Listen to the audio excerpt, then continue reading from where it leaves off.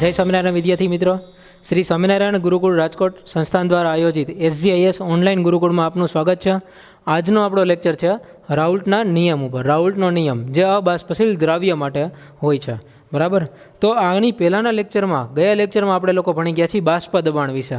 તો બાષ્પ દબાણનો ઉપયોગ કરીને જ અથવા તો બાષ્પ દબાણનો જે ઘટાડો થાય છે એના માટે જ રાઉલ્ટ નામના વૈજ્ઞાનિકે નિયમ આપેલો છે. એ નિયમ આપણે આજના લેક્ચરમાં ભણવાનો છે, બરાબર. તો ટોપિકનું નામ છે રાઉલ્ટનો નિયમ અને અબાષ્પશીલ દ્રાવ્ય માટે. જ્યાં અબાષ્પશીલ દ્રાવ્ય માટે છે ત્યાં અબાષ્પશીલ દ્રાવ્ય પ્લસ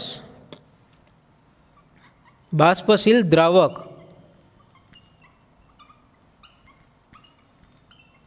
અબાષ્પશીલ દ્રાવ્ય પ્લસ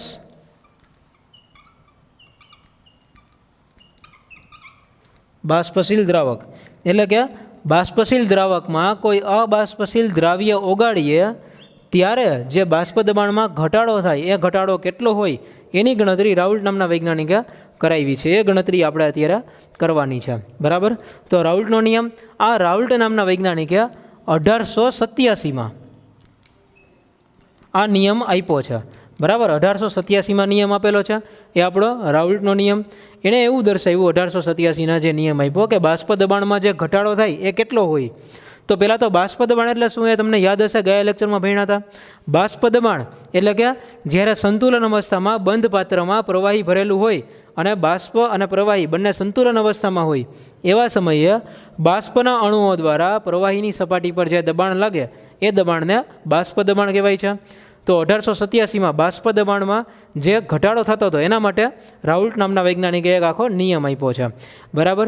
તો પહેલાં તો એ નિયમ શું છે એ સમજીએ, પછી આપણે એ નિયમની સાબિતી જોઈએ. તો રાઉલ્ટનો નિયમ એવો છે કે જ્યારે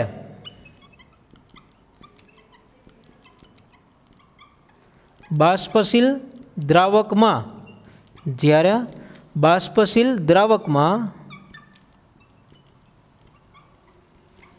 અબાષ્પશીલ દ્રાવ્ય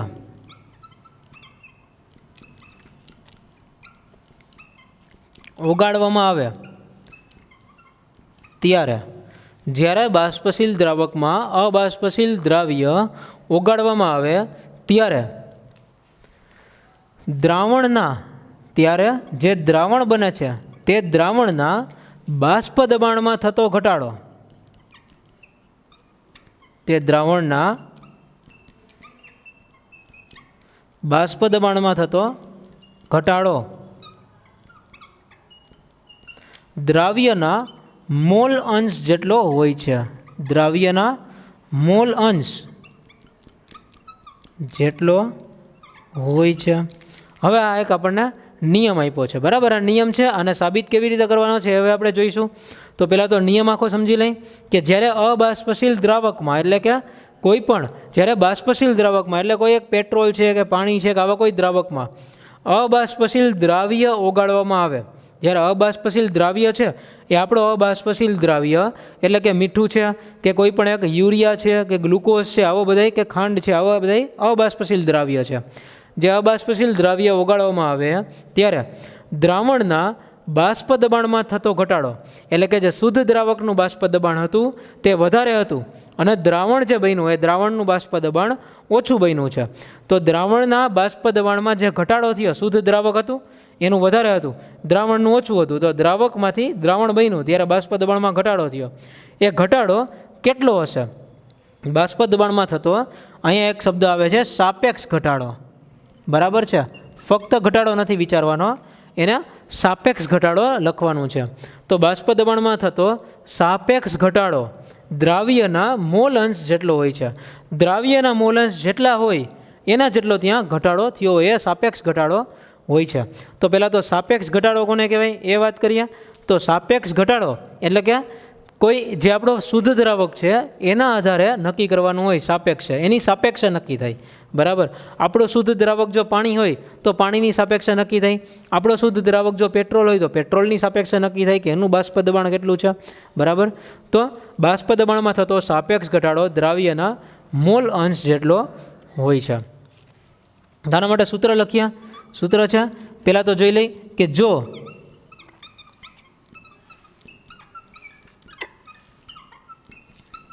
શુદ્ધ દ્રાવકનું બાષ્પ દબાણ P0 હોય, બરાબર છે. પછી દ્રાવણનું બાષ્પ દબાણ, જે દ્રાવણ બને છે એને આપણે P દ્વારા દર્શાવીએ, અને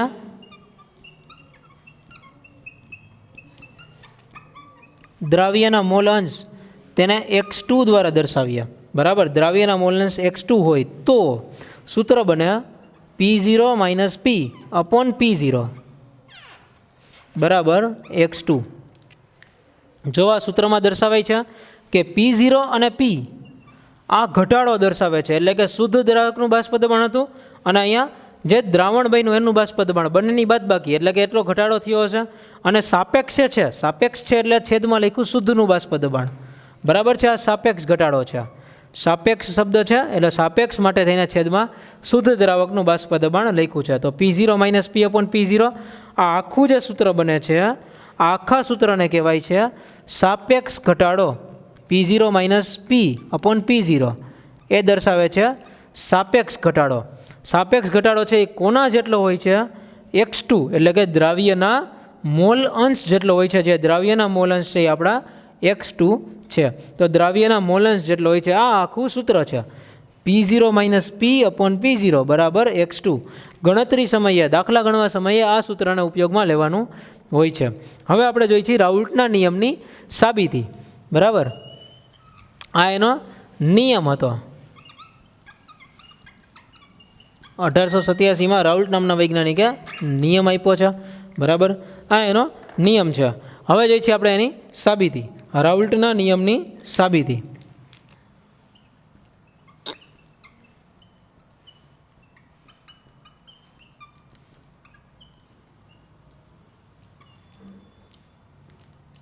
રાઉલ્ટના નિયમને સાબિતી કેવી રીતે થાય? તો પહેલાં તો રાઉલ્ટનો સામાન્ય નિયમ, જે સૌથી પહેલાં એણે સામાન્ય નિયમ આપ્યો હતો, એ સામાન્ય નિયમ શું હતો કે જ્યારે કોઈ પણ બે પદાર્થોને મિક્સ કરવામાં આવે તો એનું બાષ્પ દબાણ છે ને જે તે પદાર્થનું, માનો કે આપણે પાણીને મિક્સ કર્યું છે, પેટ્રોલને અને કેરોસીનને મિક્સ કરીએ છીએ, બરાબર. પેટ્રોલ અને કેરોસીનને મિક્સ કર્યા તો આનું બાષ્પ દબાણ, પેટ્રોલનું બાષ્પ દબાણ કેટલું હોય? તો કે જેનું પ્રમાણ વધારે, માનો કે બંને બાષ્પશીલ છે તો પેટ્રોલનું પ્રમાણ વધારે છે તો પેટ્રોલનું બાષ્પ દબાણ વધારે હોય, અને કેરોસીનનું પ્રમાણ ઓછું હોય તો કેરોસીનનું બાષ્પ દબાણ ઓછું હોય. બસ આ જ રીતે ચેક કરવાનું હોય. પેટ્રોલનું બાષ્પ દબાણ વધારે તો એનું, પેટ્રોલનું પ્રમાણ વધારે તો બાષ્પ દબાણ વધુ, કેરોસીનનું પ્રમાણ વધુ તો એનું બાષ્પ દબાણ વધુ, બરાબર. એ પ્રમાણ ઉપર આધાર રાખે, જેનું પ્રમાણ વધારે હોય તેનું બાષ્પ દબાણ વધારે હોય. તો સામાન્ય નિયમ પ્રમાણે, સામાન્ય નિયમ મુજબ, જે સામાન્ય રીતે એણે પહેલાં તો સાબિત કર્યું હોય, જોજો આ સામાન્ય નિયમ મુજબ છે. સામાન્ય નિયમ મુજબ એવું કહેવાય છે કે બાષ્પ દબાણ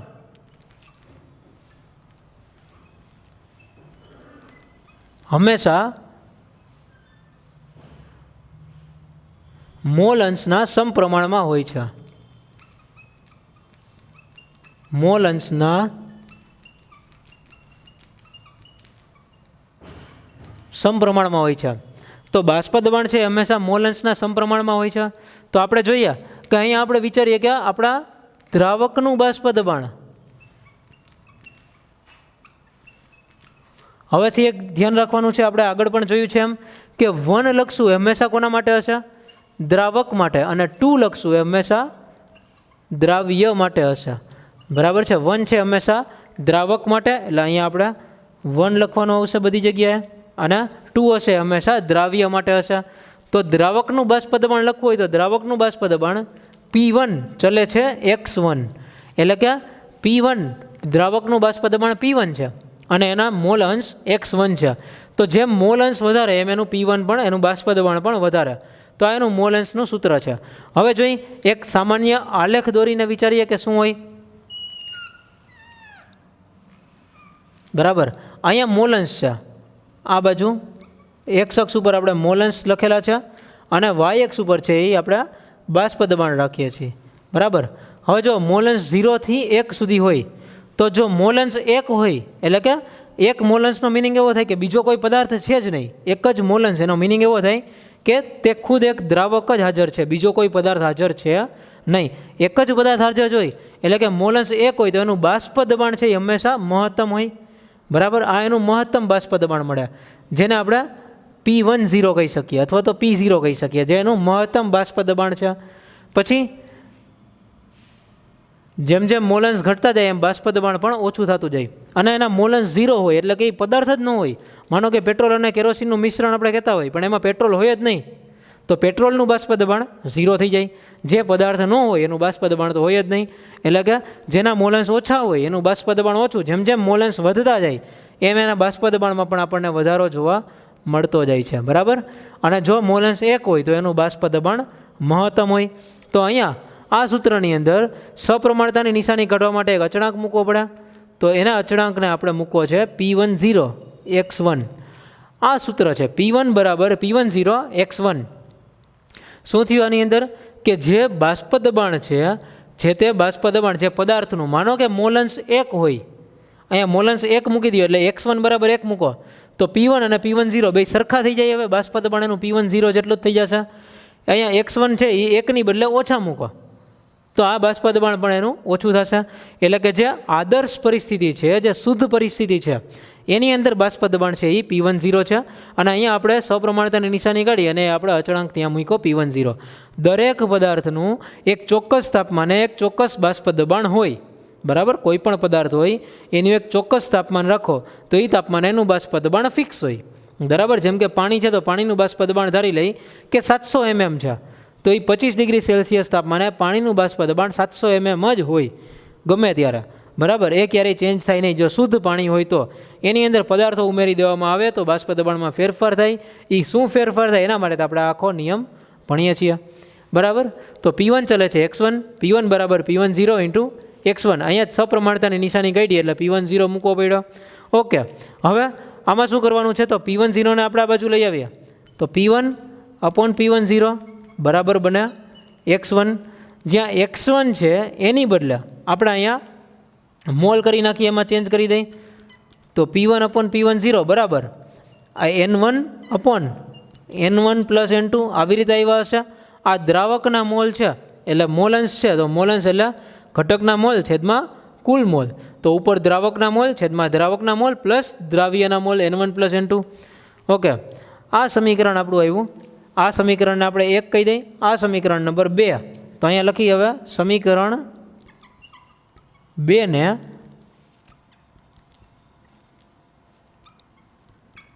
1 માંથી બાદ કરતા, સમીકરણ 2 ને 1 માંથી બાદ કરીએ છીએ. સમીકરણ 1 માંથી બાદ નથી કરતા, એક આંકડો જે હોય એમાંથી એક સંખ્યા, એ સંખ્યામાંથી બાદ કરીએ છીએ, એટલે કે એકડામાંથી બાદ કરીએ છીએ, બરાબર.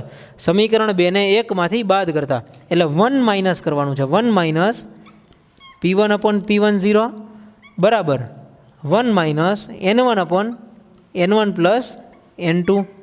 ઓકે, તો હવે આની અંદર શું થશે? P10 આ બાજુ આવ્યો છે, લસા કે જે લેવું પડતું હોય P10 minus P1 upon P10. આના બરાબર આવશે N1 plus N2 minus N1 upon N1 plus N2. આ રીતે બનશે. હવે જે આ પ્લસ N1 અને આ માઇનસ N1 એ કેન્સલ થઈ જશે. તો હવે આપણું સૂત્ર બનવાનું છે P10 minus P1 upon P10 બરાબર N2 upon N1 plus N2. Okay, આ સૂત્ર બન્યું. આની અંદર હજી આપણે કહી શકીએ ચેન્જ, હજી થોડુંક અપડેટ કરવું હોય તો કરી શકીએ. અપડેશન શું થઈ શકે એવું છે? P10 minus P1 upon P10 બરાબર x2. આ એક્ઝેક્ટલી મોલન્સ કહેવાય. તો જો આ સૂત્ર તો રાઉલ્ટના નિયમનું હતું, P10 minus P1 upon P10 બરાબર x2. તો આ આપણે આવ્યું. આ શું કામ 1 માંથી બાદ કર્યા? કારણ કે આપણે સાપેક્ષ ઘટાડો જોતો હતો. આપણે સાપેક્ષ ઘટાડો જોઈ છે તો સૂત્ર આ રીતે બનાવવું પડે. એટલે સાપેક્ષ ઘટાડો લેવા માટે થઈને આપણે આવું કર્યું છે, બરાબર. P10 minus P1 upon P10 બરાબર x2. એટલે કે અહીંયા બન્યા આપણા દ્રાવ્યના મોલ અંશ. આ જે દ્રાવ્યના મોલ અંશ એના જેટલો છે. આ નિયમ એક જ એવો છે જેમાં ખાસ ધ્યાન રાખવું કે તેમાં સાપેક્ષ ઘટાડો દ્રાવ્યના મોલ અંશ જેટલો હોય છે એ મોલ અંશના સમપ્રમાણમાં હોય છે કે વ્યસ્ત પ્રમાણમાં હોય છે એવું પ્રમાણ લખવાનું નથી. અહીંયા સ્પષ્ટ લખવાનું છે કે દ્રાવ્યના મોલ અંશ જેટલો જ એ ઘટાડો થતો હોય છે. તો P10 minus P1 upon P10 બરાબર બને x2. આ આપણું આવી ગયું સૂત્ર. હવે આ સૂત્રની અંદર હજી આપણે થોડોક ચેન્જ કરીએ તો આ સમીકરણને આપણે કરતા બનાવીએ. આ સમીકરણ નંબર 3 છે. તો પાછું એક સમીકરણ નંબર 3 પરથી લખ્યા. હવે જો આપણે આ સમીકરણનો ઉપયોગ કેવી રીતે કરશું? આપણે પ્રેક્ટિકલી બાષ્પ દબાણ તો માપી શકીએ. માનો કે શુદ્ધ પાણીનું બાષ્પ દબાણ માપી લીધું, પછી આપણે એની અંદર જે પદાર્થ નાખ્યો છે એ નાખીને જે દ્રાવણ બન્યું એ દ્રાવણનું બાષ્પ દબાણ માપી લીધું. તો આપણને એમાંથી ફાયદો શું થાય? અને આપણે જે પદાર્થ નાખીએ છીએ એના પ્રમાણ પણ આપણે ગણીને નાખતા હોય, કેટલા ગ્રામ નાખ્યો છે પદાર્થ એ પણ આપણને ખબર હોય. તો આનો મેઇન ફાયદો એ થાય કે આપણે આ સૂત્ર પરથી એનું અણુભાર શોધી શકીએ. બરાબર, જે અજ્ઞાત પદાર્થ, માનો કે તમને કીધું ન હોય કે આ યુરિયા છે કે ગ્લુકોઝ છે કે ખાંડ છે એવું કીધું ન હોય, તો તમે એનો અણુભાર શોધી શકો છો. બરાબર, તો આપણે અણુભાર શોધવા માટે થઈને એ વસ્તુ કરી શકીએ. તો આ સમીકરણ 3 પરથી લખ્યા તો ત્યાં N2ની કિંમત ખૂબ જ નાની હોય N1 કરતાં. N2 is very very less than N1 હોવાથી N2ને અવગણતા.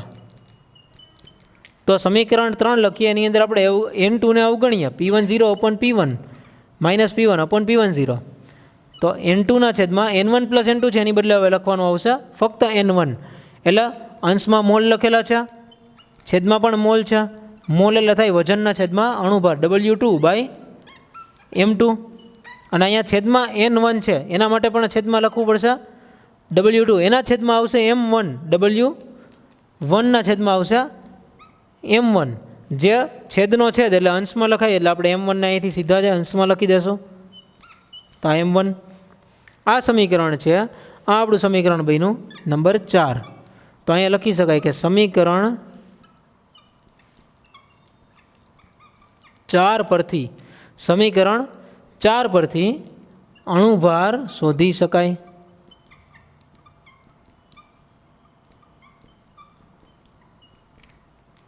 સમીકરણ 4 છે તો સમીકરણ 4 ઉપરથી આપણે અણુભાર શોધી શકીએ. જે અજ્ઞાત પદાર્થ હોય આપણો M2 એનો આપણે અણુભાર અહીંયાથી શોધી શકીએ છીએ. તો જો આપણને ખબર હોય કે એને બાષ્પ દબાણ શું થાય છે તો બરાબર. આ રાઉલ્ટનો નિયમ હતો. પહેલો નિયમ રાઉલ્ટના ટોટલ 2 નિયમો છે. પહેલો નિયમ છે એ અબાષ્પશીલ દ્રાવ્ય માટે છે, બીજો છે બાષ્પશીલ દ્રાવ્ય અને બાષ્પશીલ દ્રાવક માટે. ફરીથી એક વખત જોયા રાઉલ્ટનો નિયમ અબાષ્પશીલ દ્રાવ્ય અને બાષ્પશીલ દ્રાવક માટે. તો 1887માં રાઉલ્ટ નામના વૈજ્ઞાનિકે નિયમ આપ્યો કે જ્યારે બાષ્પશીલ દ્રાવકમાં અબાષ્પશીલ દ્રાવ્ય ઓગાળવામાં આવે છે ત્યારે દ્રાવણના બાષ્પ દબાણમાં થતો સાપેક્ષ ઘટાડો દ્રાવ્યના મોલ અંશ જેટલો હોય છે.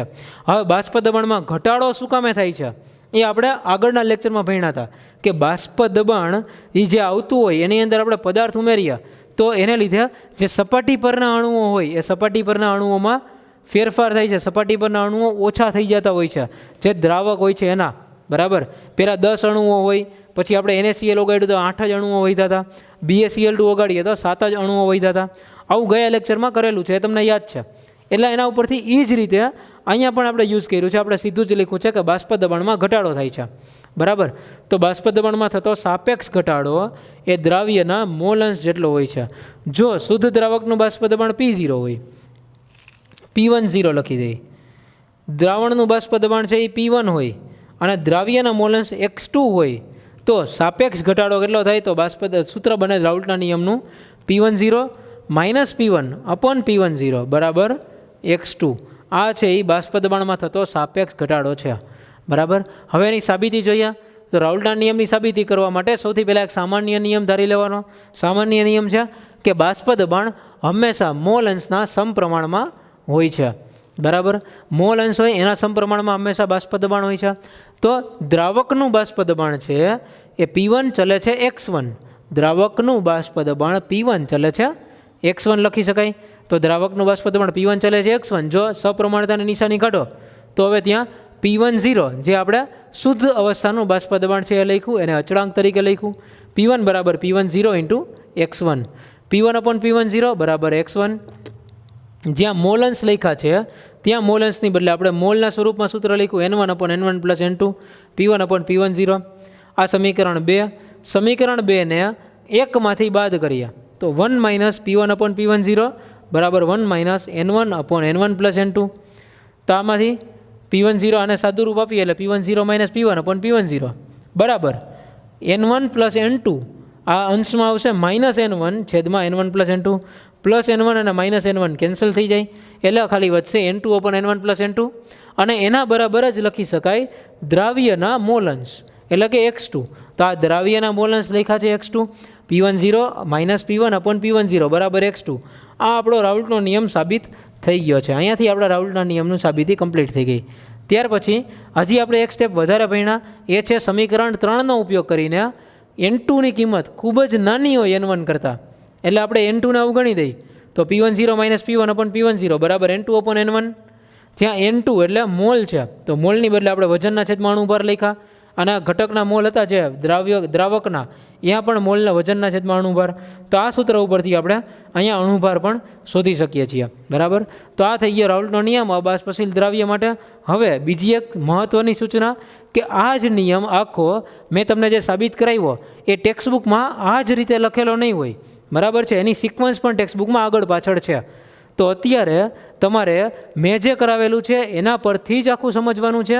ટેક્સ્ટબુકમાંથી જ્યારે રાઉલ્ટનો નિયમ આખો પૂરો થઈ જશે, બધા આદર્શ દ્રાવણોની બધી વાત આપણે કમ્પ્લીટ કરી લઈશું, ત્યાર પછી ટેક્સ્ટબુકમાંથી જેટલું હશે એ ટેક્સ્ટબુકમાંથી ત્યાર પછી તમને એ બધું સમજાવવા માંડશે. અત્યારે ટેક્સ્ટબુકમાં જે સિક્વન્સ આપેલી છે આડાઅવળી સિક્વન્સ છે, એ સિક્વન્સમાં આપણે લોકો ભણતા નથી હોતા, આપણે સમજતા નથી હોતા. આપણી સમજવાની શક્તિ મુજબ અને આપણે જે રીતે સમજાવટની ટેવ હોય અને અહીંયા જે રીતે આપણી ટ્રેન્ડ હોય એ મુજબ જોઈએ તો એ મુજબ હંમેશા અબાષ્પશીલ દ્રાવ્ય અને બાષ્પશીલ દ્રાવકનો રાઉલ્ટનો નિયમ સૌથી પહેલાં સમજીએ, ત્યાર પછી બંને બાષ્પશીલો એવો સમજીએ અને ત્યાર પછી આપણે વાયુ અવસ્થાના મોલ અંશને એવું બધું શોધતા હોઈએ છીએ. બરાબર છે, તો ટેક્સ્ટબુકમાં આપેલું છે થોડું અલગ દેખાશે અત્યારે, પણ એની કોઈ ટેન્શન લેવાની જરૂર નથી. એ ચેપ્ટર થોડું આગળ હાલશે એટલે પછી તમને એ બધું પણ ક્લિયર થઈ જશે. બરાબર, તો આજનો લેક્ચર અહીંયા સુધી રાખીએ. નેક્સ્ટ લેક્ચરમાં બાષ્પશીલ દ્રાવ્ય અને બાષ્પશીલ દ્રાવક વચ્ચેનો રાઉલ્ટનો નિયમ એ આપણે ભણશું. જય સ્વામિનારાયણ. Thank you.